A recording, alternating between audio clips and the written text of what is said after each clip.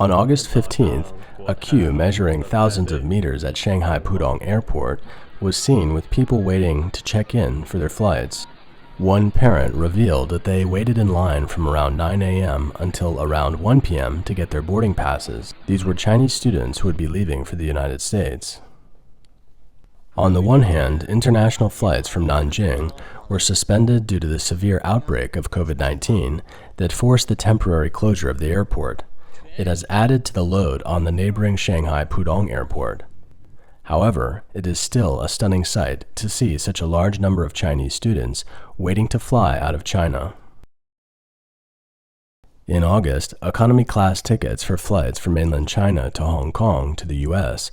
rose from RMB 5,000 to 8,000 in July to RMB 20,000 to 30,000 yuan, or about USD $4,600 now. Business class tickets rose from RMB 16,000 to RMB 70,000 to 100,000, or USD $10,000 to $16,000 now. Currently, there are less than 20 direct flights a week operating on the entire US-China route. It's a far cry from more than one flight a day before the outbreak.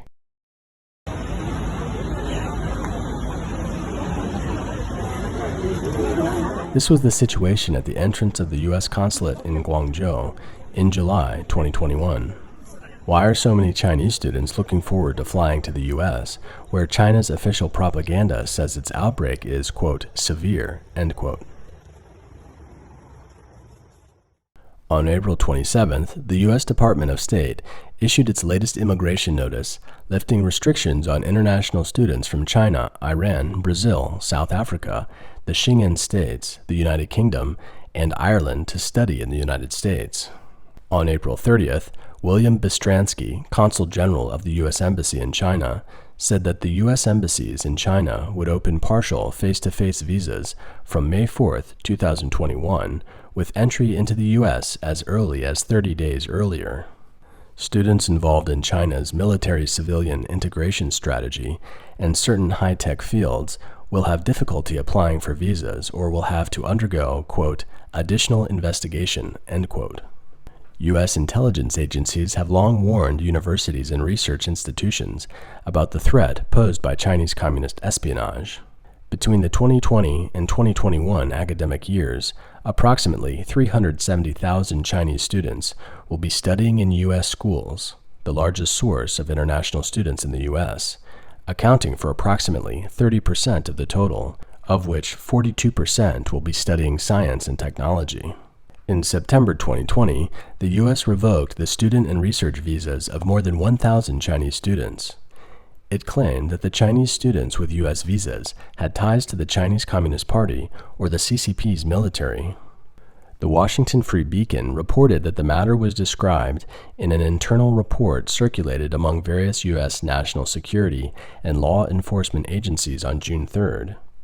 The report speculated that Chinese students returned to the United States earlier than expected to avoid future travel restrictions due to the COVID-19 pandemic. The report also mentioned that the U.S. education regulators pointed out that the memo highlights the risk to national security posed by the lenient U.S. student visa system. The outbreak in China is making a comeback and has spread to nearly all of China since it began at Nanjing Lukou Airport in July.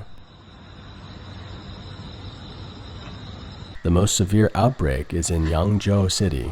400 kilometers away from it, cases have also been confirmed in August in Shanghai.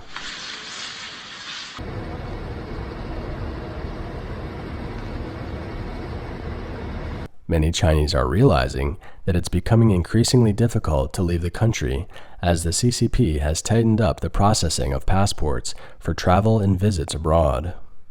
Now may be one of the few opportunities left to leave China. In the first half of 2021, China issued a total of 335,000 regular passports, mainly for study, work, and business-related reasons. It only counts for 2% of passports issued during the same period in 2019. On August 4th, the director of the Border Inspection Management Department of the State Administration of Migration of China said that the current outbreak outside of China is evident and China is facing a difficult situation of, quote, defense against imports, end quote. The State Immigration Bureau will strictly check and issue travel documents for citizens and not issue regular passports for non-essential and non-emergency reasons. He said that the applications to study abroad, to work, do business, and for other people with legitimate needs would be processed promptly. Upon examination and verification of the application, travel documents would be issued. Although Chinese officials claim that passport applications are temporarily suspended, mainly for the purpose of outbreak prevention, sensitive Chinese are aware that the outbreak is probably an excuse for the accelerated closing of China's doors. For several months, information has been circulating on the Chinese internet about the suspension of passport processing and the closure of 46 ports of entry. In 2020, the CCP began to control the exit of its nationals more strictly, and no passport will be issued to anyone who applies for a passport for tourism purposes. New travel documents have also been suspended. Those working in the United States and whose passports have expired will not be able to renew their passports. A while ago, many other Chinese netizens reported that their passports were confiscated when they went to the airport to leave the country and their visas were cut up. Consider the construction of the separation wall along the border between China and Myanmar in the name of outbreak prevention. Some analysts believe that in reality, these walls are to prevent Chinese people from escaping. These walls were built before the pandemic, and the spikes and barbed wire on them are all facing the Chinese side. These seem to indicate that the CCP is afraid of Chinese people escaping instead of fearing that Burmese would flee to China. Why has the CCP stopped issuing passports? First, China's economy is in serious decline and foreign exchange is in short supply. Chinese people will burn up a lot of foreign exchange when they go abroad to consume. At the same time, the rich Chinese will likely use this opportunity to transfer their wealth overseas. Second, the CCP is now strictly guarding against the flight of several categories of people. These include business people in general and private entrepreneurs in particular who flee with their capital. In addition, there are researchers and Communist Party officials.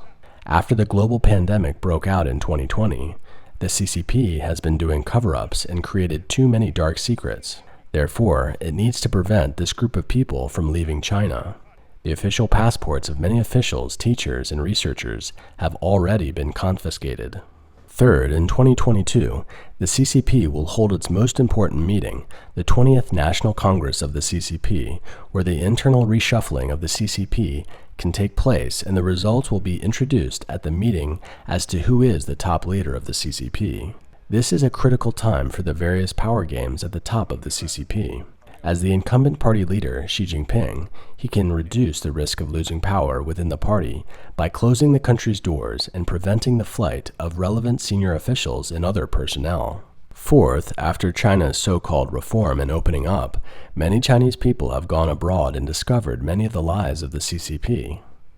They bring these messages and ideas back to China, waking up more Chinese. In the midst of all the crises facing the CCP, the outbreak has created a more closed environment conducive to stabilizing the communist regime.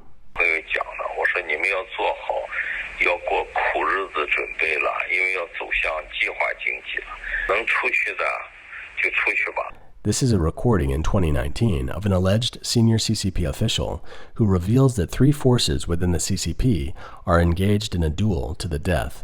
It states that the trade war has triggered the withdrawal of foreign investment, the collapse of Chinese capital, and an unprecedented crisis of the CCP's rule. The CCP will therefore accelerate the closing of its doors and go back to the old path of planned economy and a closed country. Although the source and credibility of the above recording cannot be verified, the message revealed does correspond to the current situation in China. In July 2021, China launched a pilot project in several provinces to develop a, quote, 3-in-1, end quote, management model integrating agricultural production, distribution, and credit. It signals that the CCP is closing its doors and reverting to a, quote, planned economy, end quote, as the above recording has confirmed in advance. A July 29th Goldman Sachs report showed that Chinese regulators had taken more than 50 actions since last November in the areas of antitrust, finance, data security, and social justice, with at least one action taken each week.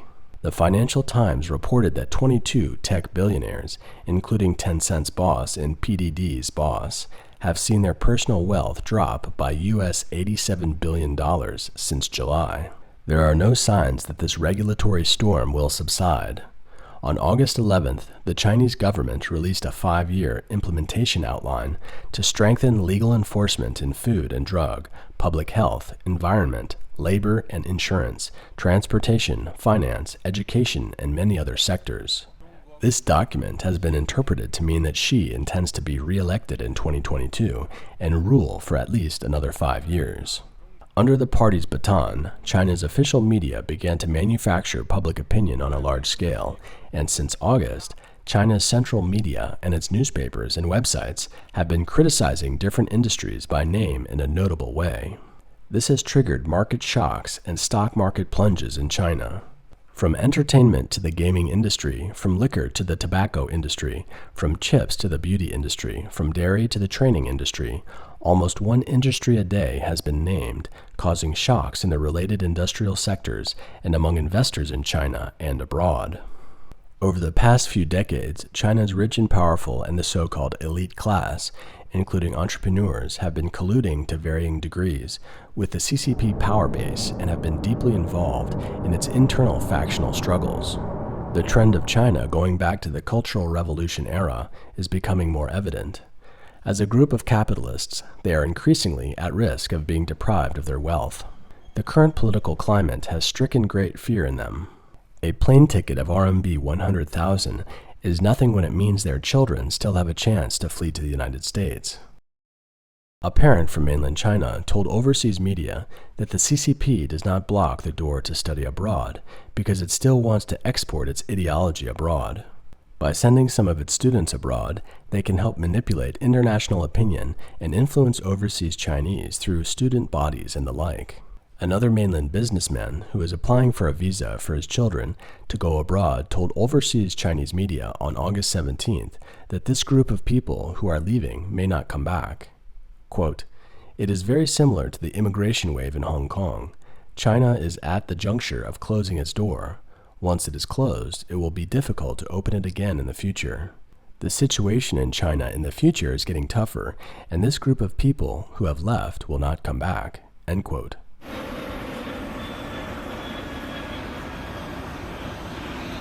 In other words, no matter how much the CCP leads the Chinese public to hate the United States and praise the CCP, most Chinese know well in their heart which country they should flee to when necessary.